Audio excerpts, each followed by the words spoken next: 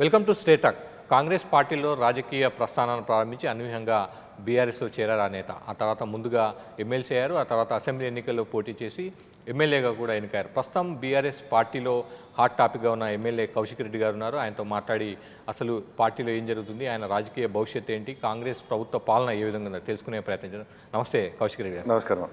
ఎలా ఉన్నారు? మొదటిసారిగా అనూహ్యంగా బీఆర్ఎస్లోకి వచ్చారు, తర్వాత ముందు ఎమ్మెల్సీ అయ్యారు, తర్వాత ఎమ్మెల్యే అయ్యారు. ఎట్లా ఉంది పొలిటికల్ జర్నీ, ఎట్లా అనిపిస్తుంది? సార్ డెఫినెట్గా చాలా బాగుంది. I'm very happy. కేసీఆర్ గారి నాయకత్వంలో ఇలా బీఆర్ఎస్ పార్టీలో చేరడం, తర్వాత తన మాట ఇచ్చినట్టు నాకు ఎమ్మెల్సీకి చేయడము, ఎమ్మెల్సీ తర్వాత ప్రభుత్వ విప్గా చేయడం, తర్వాత అది అయిపోయిన తర్వాత అసెంబ్లీ ఎలక్షన్లలో ఎమ్మెల్యే టికెట్ ఇచ్చి ఎమ్మెల్యే కూడా తన నాయకత్వంలో గెలవడం జరిగింది. 101% కేసీఆర్ గారితో ట్రావెల్ చేయడం చాలా సంతోషంగా ఉంది. కానీ ఎన్నికల సమయంలో మీరు అన్ని రకరకాల హామీలు ఇచ్చారు, 10 ఏళ్ళ అభివృద్ధి అవన్నీ చెప్పారు. అయినా కూడా తెలంగాణ ప్రజలు మేము నమ్మలేదు. కాంగ్రెస్ పార్టీకి పట్టం కట్టిన పరిస్థితి, ఏడాది పాలన కూడా ముగిసింది. ఎట్లా అనిపిస్తుంది? కేవలం మాకు కాంగ్రెస్ పార్టీకి 1.8% ఓట్ షేర్ మాత్రమే తక్కువ వచ్చింది. మాకు నెంబర్ 1. నెంబర్ 2, కొంచెం వారికి వాస్తవం ఏంటంటే వాళ్ళు ఇచ్చిన 6 గ్యారంటీలకి ప్రజలు కొంచెం మోసపోయింది వాస్తవం.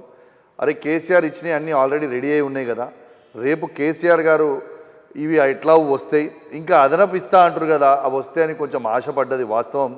ఇలా ఆశపడ్డరు, గోసపడతా ఉన్నారు. ఇలా వాళ్ళు సంవత్సరం అవుతుంది, ఇప్పటిదాకా ఏం చేసిరండి? ఎంతసేపు కేసీఆర్ గారిని తిట్టడం, కేటీఆర్ గారిని తిట్టడం, హరీష్ రావు గారిని తిట్టడం తప్పితే వాళ్ళది ఇంకేమైనా పనుందా? అసలు ఏది వాళ్ళు ప్రామిస్ చేసిన 6 గ్యారంటీలు 100 రోజులలో చేస్తామన్నది ఏ ఒక్కటనే ఇంప్లిమెంట్ అయిందా? ఒకసారి చెప్పండి మాకు. ఉచిత బస్సు ప్రయాణం సంబంధించి మహిళలకు ఇస్తున్నారు, రైతు రుణమాఫీ చేశామని చెప్తున్నారు, ఫ్రీ కరెంట్ సంబంధించి చేస్తున్నామన్నారు, గృహలక్ష్మి పథకానికి అమలు సంబంధించి ఇలా ఒక్కొక్కటిగా చేస్తూ పోతున్నాము. ఆర్థిక పరిస్థితి బాగలేదు. గతంలో 9.5 ఏళ్ల పాటు బీఆర్ఎస్ హయాంలో రాష్ట్ర ఖజానా అంతా కూడా ఖాళీ అయిన పరిస్థితి, అప్పుల కుప్ప మిగిలింది అనేది వాళ్ళ ప్రధాన. మీకు ఒక్కటే చెప్తా ఉన్నాను, ఇలా మీరు ఉచిత బస్సు గురించి చెప్పారు. ఉచిత బస్సు గురించి మనం ఈ రాష్ట్రంలో ఎక్కడికైనా పోదాం, మహిళలకి చేయడము సంతోషకరమే, కానీ టికెట్ కొనుక్కున్న వాళ్ళు ఒకటి ఇబ్బంది పడుతున్నారు. నెంబర్ 1. దాంతోపాటు ఇలా ఆటో కార్మికులని దాదాపు ఈ తెలంగాణ రాష్ట్రంలో 6 నుంచి 8 లక్షల మంది ఆటో కార్మికులు ఉంటారు. ఇలా వాళ్ళకు కూడా సాయం చేస్తామన్నారు. ఇలా నిజంగా ఆటో కార్మికులు చాలా ఇబ్బంది పడుతూ ఉన్నారు, రోడ్ల మీద ఉన్నారు, ఆత్మహత్యలు చేసుకుంటూ ఉన్నారు. చాలా ఇబ్బందికరమైన పరిస్థితిలో ఇవాళ ఆటో డ్రైవర్లు ఉన్నది కూడా మీ అందరూ కూడా గమనిస్తూ ఉన్నారు. రుణమాఫీ అన్నారు. అసెంబ్లీ సాక్షిగా మా కేసీఆర్ గారి నాయకత్వంలో కేటీఆర్ గారు సవాల్ విసిరిండ్రు. ఇవాళ నువ్వు రేవంత్ రెడ్డి గారు రుణమాఫీ చేసినామని 100% రుణమాఫీ చేసినామని నువ్వు చెప్తా ఉన్నావు. ఏ ఊరికి పోదాం? నీ సొంత నియోజకవర్గమైన కొడంగల్కి పోదామా, నీ సొంత ఊరైన కొండారెడ్డిపల్లికి పోదామా, లేకుంటే సిరిసిల్లాకు పోదామా, లేకుంటే హుజరాబాద్కి పోదామా? ఏ గ్రామంలో ఈ తెలంగాణ రాష్ట్రంలో ఏ నియోజకవర్గమైనా ఏ గ్రామమైనా పోదామని చెప్పిండు. ఏ ఒక్క గ్రామంలో కూడా 50% కంటే ఎక్కువ రుణమాఫీ కాలేదు. ఇది అసెంబ్లీ సాక్షిగా ముఖ్యమంత్రి గారేమో 100% అయిపోయింది అంటారు. కేటీఆర్ గారు అడిగినాక ఒక శాసనసభ్యుడు లేచి కేవలం 65 నుంచి 70% అయిందంటారు. అసలు గ్రౌండ్ మీద 25% పైసా కూడా కాలేదు. అంత దారుణమైన పరిస్థితి ఉంది. వాళ్ళు చెప్పేది ఒకటి, చేసేది ఒకటి. ఇలా రుణమాఫీ అనేది మీరు అడిగిన కాబట్టి చెప్తా ఉన్నా.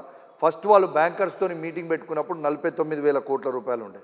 ఆ 49,000 కోట్ల రూపాయల తర్వాత నెక్స్ట్ మీటింగ్కి వచ్చేవారికి 9,000 కోట్ల రూపాయలు ఎగిరిపోయినాయి, 40,000 కోట్లకు చేసిండు. సరే బడ్జెట్ ప్రిపేర్ చేసే సెషన్ వచ్చేసరికి వాళ్ళు మళ్ళీ ఇంకొక 9,000 కోట్ల రూపాయలు ఎగిరేసి 31,000 కోట్లు అన్నారు. యాక్చువల్గా బడ్జెట్ రిప్రజెంటేషన్ చేసేటప్పుడు 26,000 కోట్లు పెట్టారు. మరి యాక్చువల్గా రుణమాఫీ చేసింది ఫస్ట్ ఫేజ్లో 17,000 కోట్లు అన్నారు, మళ్ళీ 3,000 4,000 అన్నారు, 22,000 కోట్లు అన్నారు. అవి కూడా కాలే. ఒరిజినల్గా అయినాయి కేవలం 10 నుంచి 12,000 కోట్లు మాత్రమే.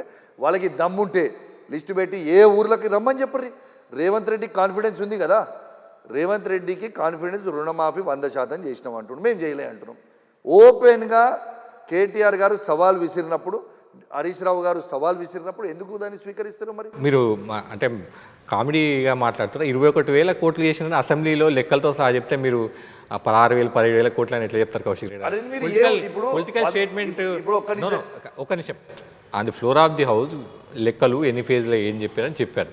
సరే మీరు ఒక 500 కోట్లు 1000 కోట్లు తేడా ఉందన్నా కొద్దిగా ఆర్గ్యుమెంట్కి అర్థం ఉంటుంది. వాళ్ళు 21,000 కోట్లు అంటే మీరు 15-16,000 కోట్లు అంటే లెక్క చూపించారు కదా వాళ్ళు. రేవంత్ రెడ్డి గారిది ఎట్లుంటుంది కథ అంటే ఒక చిన్న ఎగ్జాంపుల్ చెప్తున్నాను మీకు. డిసెంబర్ వింటర్ సెషన్లో అసెంబ్లీ అయిన రోజు అల్లు అర్జున్ గారి ఇన్సిడెంట్ అయినప్పుడు ఇంకొకసారి ఎట్టు పరిస్థితిలో బెనిఫిట్ షోలు అనేది మేము ఈ తెలంగాణ రాష్ట్రంలో ఇయ్యము అని బల్లగుద్ది చెప్పినోడు 10 రోజులలోనే అమ్ముడు పోయి తెలంగాణలో ఫిలిం ఇండస్ట్రీ వాళ్ళని దిల్ రాజు గారిని అడ్డం పెట్టుకొని తెలంగాణ ఫిలిం ఇండస్ట్రీని అందరినీ పిలుచుకొని వాళ్ళ దగ్గర 500 కోట్ల రూపాయలు అన్అఫీషియల్గా వసూలు చేసి ఇలా మళ్ళా 20 రోజుల్లో వాళ్ళకి బెనిఫిట్ షో ఇచ్చాడు. ఈ రేవంత్ రెడ్డి గారిది ఇట్లనే ఉంటుంది, ఆ లెక్క కూడా ఇదే కథ. అంటే 21,000 కోట్లు అప్పు కాలేదనేది పెట్టమని భయ్ 22,000 కోట్లు ఏడ చేసిండు ఎవడికి చేసిండు మాకు అర్థమైతలేదు. ఏ ఊరికి పోయినా కూడా సార్ నాకు రుణమాఫీ రాలేదు. నా హుజరాబాద్ నియోజకవర్గంలో 106 గ్రామ పంచాయతీలు 60 వార్డులు ఉదాహరణ చెప్తా ఉన్నా. ఈ ఉన్న దాంట్లో మొన్న రివ్యూ మీటింగ్ అయినప్పుడు ఉత్తమ్ కుమార్ రెడ్డి గారు, శ్రీధర్ బాబు గారు, పొన్నం ప్రభాకర్ గారు, 3 మంత్రులు, కాంగ్రెస్ పార్టీ శాసనసభ్యులు అందరూ ఉండంగా, జిల్లా మొత్తం యంత్రాంగం మొత్తం ఉండంగా మైక్ పట్టుకొని బాజాప్తు చెప్పిన మీరు రుణమాఫీ చెయ్యలేదు, నా హుజరాబాద్ నియోజకవర్గంలో రుణమాఫీ కాలేదు, ఏ ఊరికి పోదామో చెప్పండి, 50% అయితే అయి ఉండొచ్చు, ఇంకా 50% అట్లనే మిగిలింది, ఛాలెంజ్ కడుతున్నా మీ 3 మంత్రులు ఇక్కడి నుంచే హుజరాబాద్కి పోదాం, హుజరాబాద్లో ఏ ఊరికంటే ఆ ఊరికి పోదామో ఆ ఊరిలో రుణమాఫీ 100% అయిందంటే నా ముక్కు భూమికి రాక్తా అని చెప్పిన, నా ఎమ్మెల్యే పదవి కూడా రాజీనామా చేస్తాను మొత్తం లైవ్ రివ్యూ మీటింగ్లో చెప్పిన. దానికి జవాబు లేదే. హామీల విషయానికి వస్తే అంటే అప్పుడు మీరు కాంగ్రెస్ ఉన్నారు కానీ బీఆర్ఎస్ కూడా చాలా హామీలు అమలు చేయని పరిస్థితి ఉంది. సొంత స్థలం ఉన్న వారికి 5 లక్షల రూపాయలు ఇస్తామన్నది. మీరు అప్పుడు కాంగ్రెస్ ఉన్నారు, పోరాటం చేసి ఉంటారు, అప్పుడు ఇవ్వలేదు. నిరుద్యోగ వృత్తి ఇస్తామన్నారు, ఇవ్వలేదు.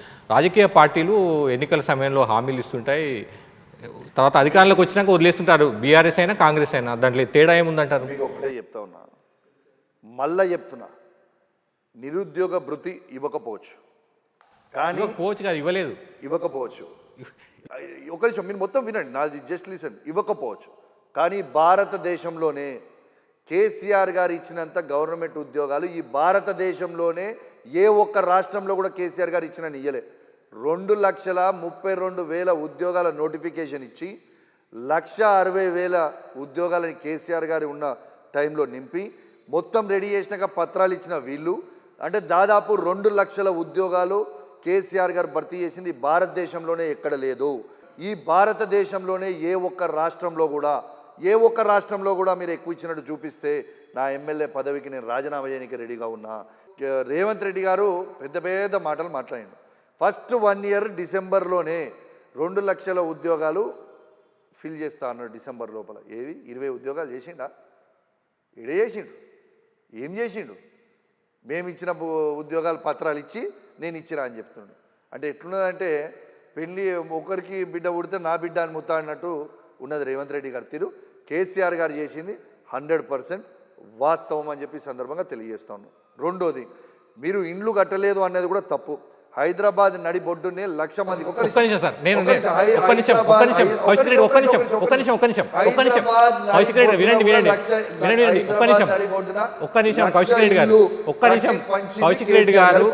నేను అన్నది ఇల్లు కట్టలేదని లేదు, ఇళ్ల స్థలం ఉన్న వాళ్ళకు 5 లక్షల రూపాయలు ఇస్తామన్నారు, ఇవ్వలేదు అన్నాను. డబుల్ బెడ్రూమ్లు కట్టలేదు అనలేదు నేను అడిగింది ఇళ్ల స్థలం ఉన్న వారికి 5 లక్షలు ఇస్తామని మంత్రులు కేటీఆర్ గారు, హరీష్ రావు గారు వీళ్ళంతా పదే అసెంబ్లీలో పలుమార్లు ప్రకటించి ఇవ్వలేదు. అది నేను అన్నది డబుల్ బెడ్రూమ్. కేసీఆర్ గారి నాయకత్వంలో 100% మేము 3,500 హౌసెస్ 3 lakhs చొప్పున ఇండ్లు ఇవ్వడం జరిగింది.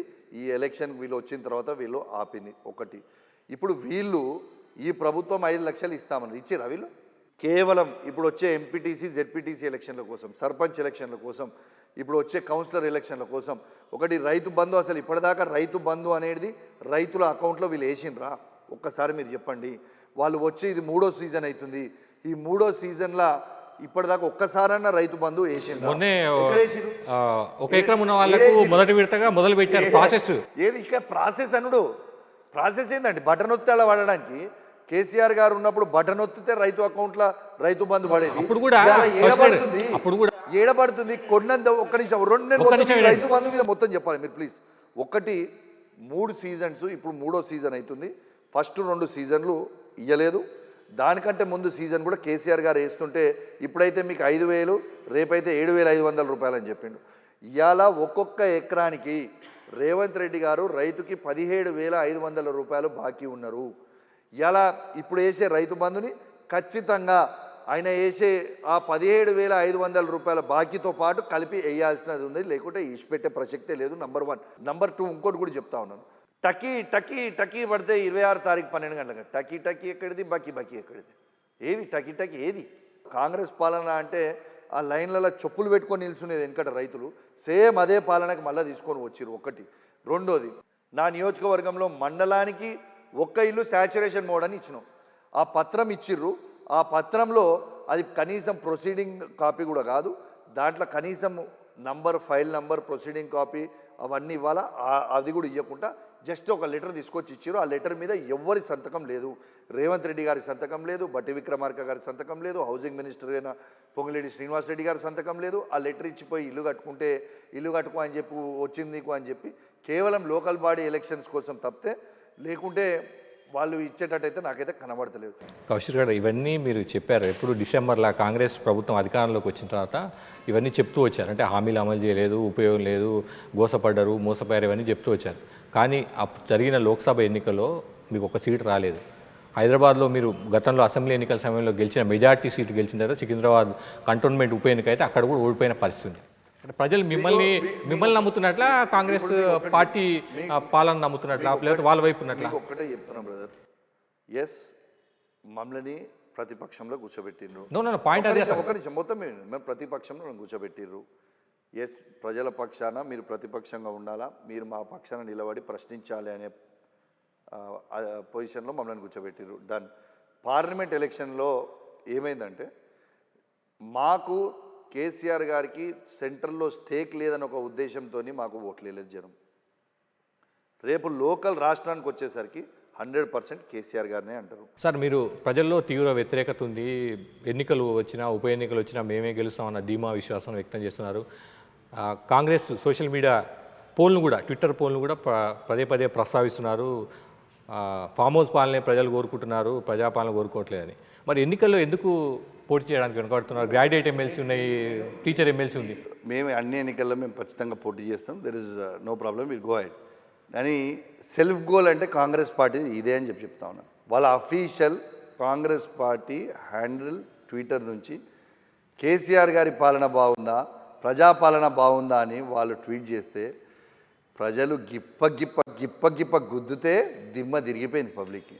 ఇలా రీల్ ఏమో అల్లు అర్జున్ గారేమో గప్ప గుద్దిండు, రియల్ ఏమో ప్రజలు రేవంత్ రెడ్డి గారిని గిప్ప గుద్దిరు. ఇది వాస్తవం.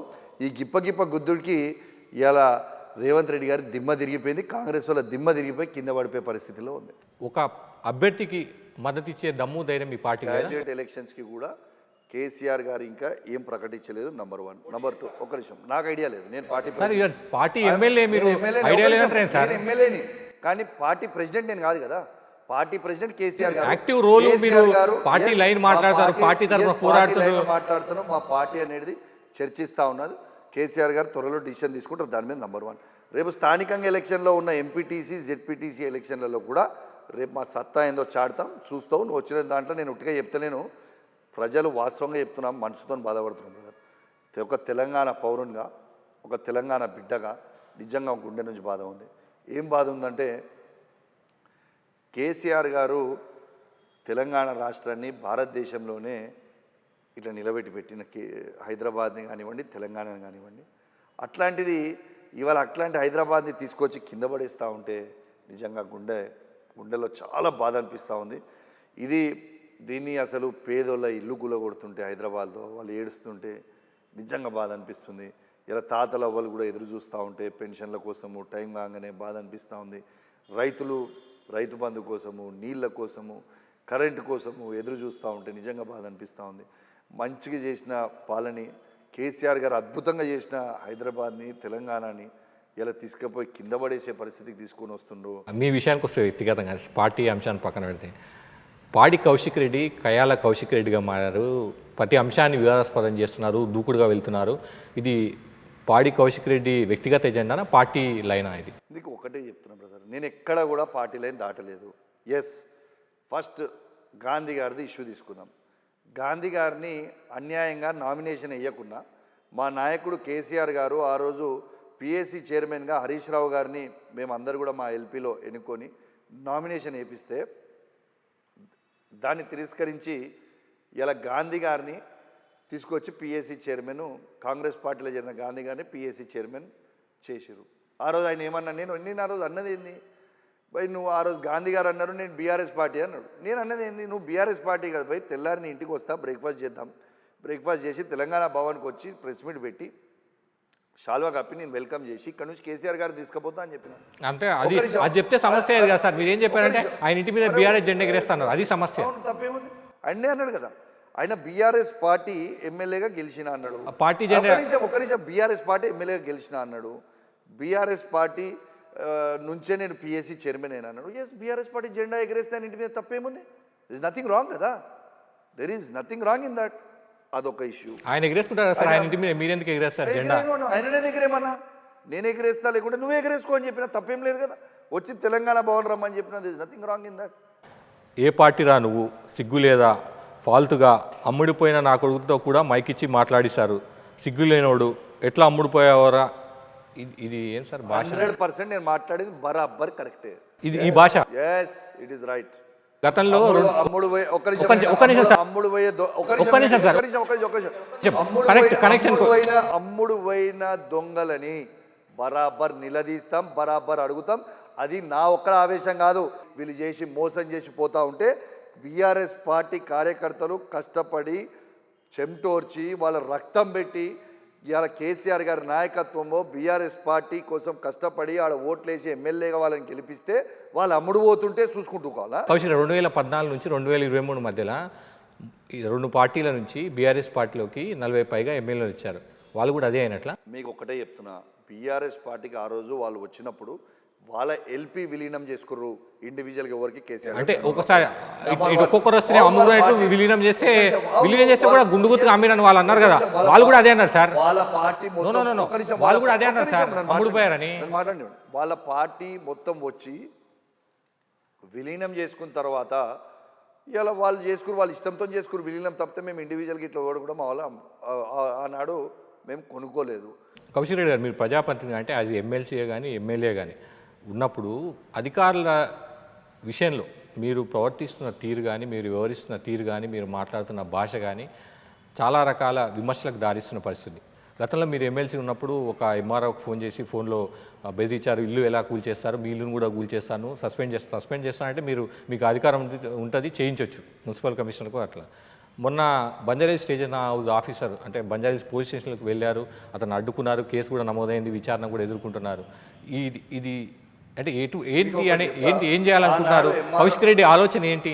అంటే సెన్సేషన్ చేయాలనుకుంటున్నారు? ఆలోచన ఒకటే ఉంటుంది, పేదోళ్ళ పక్షాన నిలబడాలి, పేదోని గుండెలల్లో గుడి కట్టుకోవాలనేది ఒకటే ఒక ఆలోచన. బంజారాహిల్స్ SHO ఆపడం వల్ల పేదలకి ఏం? ఫస్ట్ నేను చెప్తాను మొత్తం. నా హుజరాబాద్ నియోజకవర్గంలో ఫస్ట్ మీరు అడిగారు, ఎస్, ఒక ఇల్లు కూలగొట్టే అధికారం ఎవరిచ్చిందండి? ఆ ఇల్లు ఒక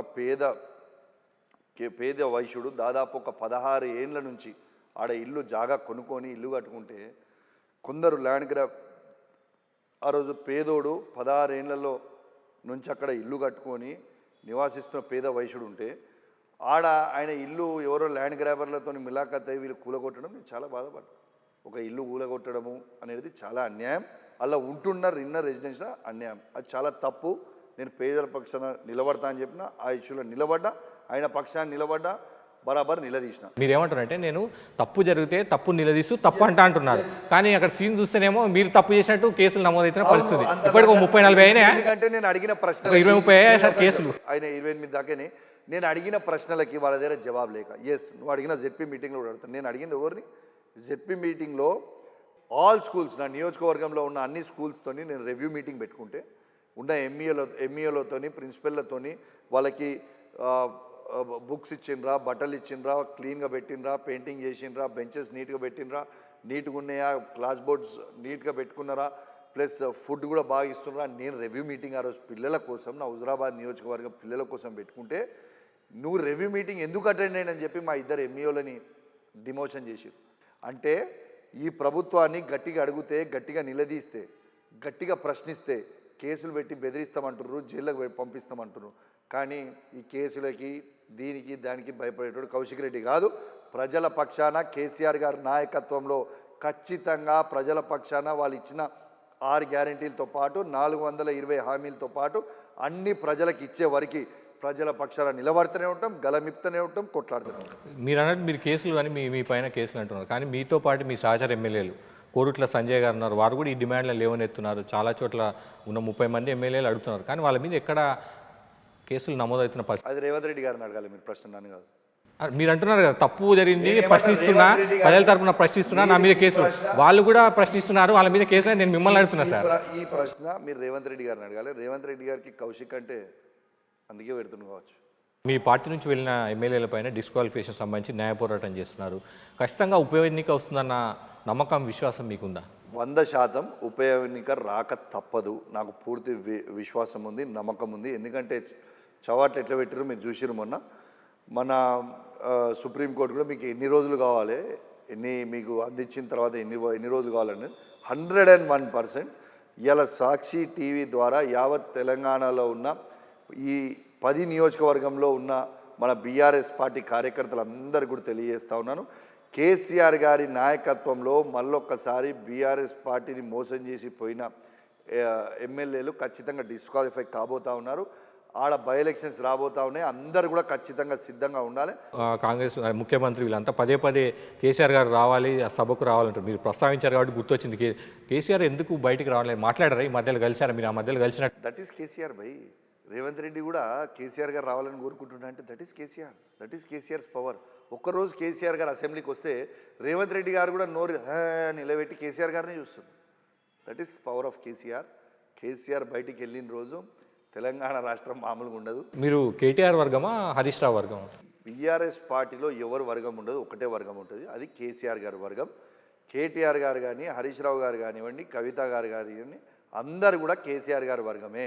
ఈ పార్టీలో వేరే వర్గాలు ఉండవు, ఓన్లీ వన్ వర్గం, దట్ ఈస్ కేసీఆర్ వర్గం. ప్రధానంగా ఒక చర్చ కూడా జరుగుతుంది. కేటీఆర్కు హరీష్ రావుకు మధ్య గ్యాప్ వచ్చింది, ఇద్దరు వేరువేరుగా కార్యక్రమాలు చేస్తున్నారు, ఒకవైపు వెళ్తే ఒకరు. ఇది ఎంతవరకు నిజం సార్? అసలు మీకు ఒకటే చెప్తున్నా, మా బీఆర్ఎస్ పార్టీలో అసలు కేసీఆర్ గారి నాయకత్వంలో అద్భుతంగా కేటీఆర్ గారు కావచ్చు, హరీష్ రావు గారు కావచ్చు, కవిత గారు కావచ్చు, అద్భుతమైన కోఆర్డినేషన్తో మేము నడుపుతా ఉన్నాం.